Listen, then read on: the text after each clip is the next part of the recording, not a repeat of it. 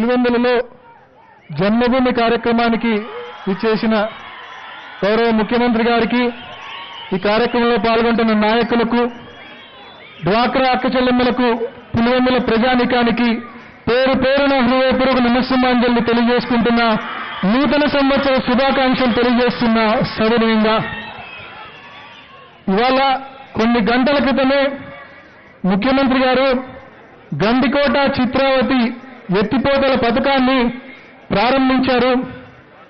ఆ పథకానికి సంబంధించి ఆ పథకం వ్యయం 1300 కోట్ల రూపాయలైతే ఆనాడు ఆ పథకాన్ని మనందరి ప్రియతమ నేత కీర్తిశేషులు దివంగత ముఖ్యమంత్రి డాక్టర్ వైఎస్ రాజశేఖర రెడ్డి గారు శంకుస్థాపన చేశారు.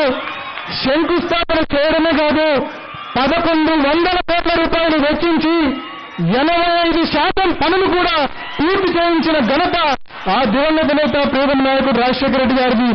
ఇవాళ కరువు ప్రాంతమైన పులివెందులను సస్యశ్యామలం చేసే విషయంలో ఆ దివంగత నేత కృషిని ఏ ఒక్క రైతు మరువులు విస్మరించడం అనే విషయాన్ని సభాముఖంగా తెలియజేస్తూ ఉన్నారు. ఒక నిమిషం, ఇప్పుడు ఇది రాజకీయ మీటింగ్ కాదు.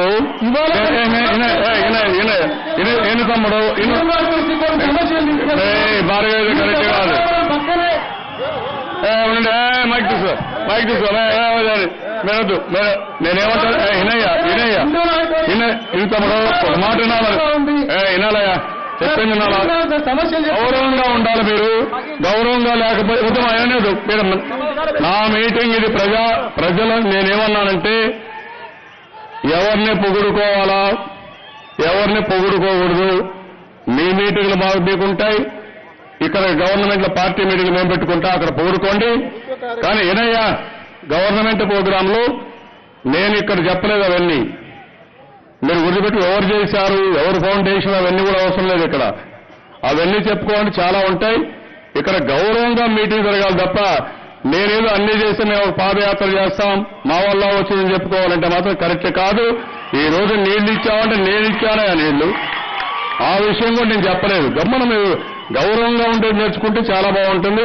అట్లా కాకుండా నా మీటింగ్లు వచ్చి మేమేదో గొప్పలు చెప్పుకుంటే ఎవరు అప్రిషియేట్ చేసేవాళ్ళు ఉండరు. అది మంచిది కాదు. ఆ విషయం వదిలిపెట్టండి. నివేదన ఉంటే మాట్లాడు. నేను మీకు మైక్ ఇచ్చేటప్పుడు కూడా చెప్పాను, ఇది ఇక్కడ ఏం మాట్లాడదలుచుకోలేదు, అది వదిలేసేయండి. మీరేమన్నా రాసివ్వండి, నాకు మీరు రాసివ్వండి, నేను మాట్లాడతాను. మీరు చెప్పండి, నాకు రాసివ్వండి, నేను మాట్లాడతాను. ఎవరు మాట్లాడడానికి వీల్లేదండి. ఇది ఒక సాంప్రదాయపరంగా జరిగే మీటింగ్లు.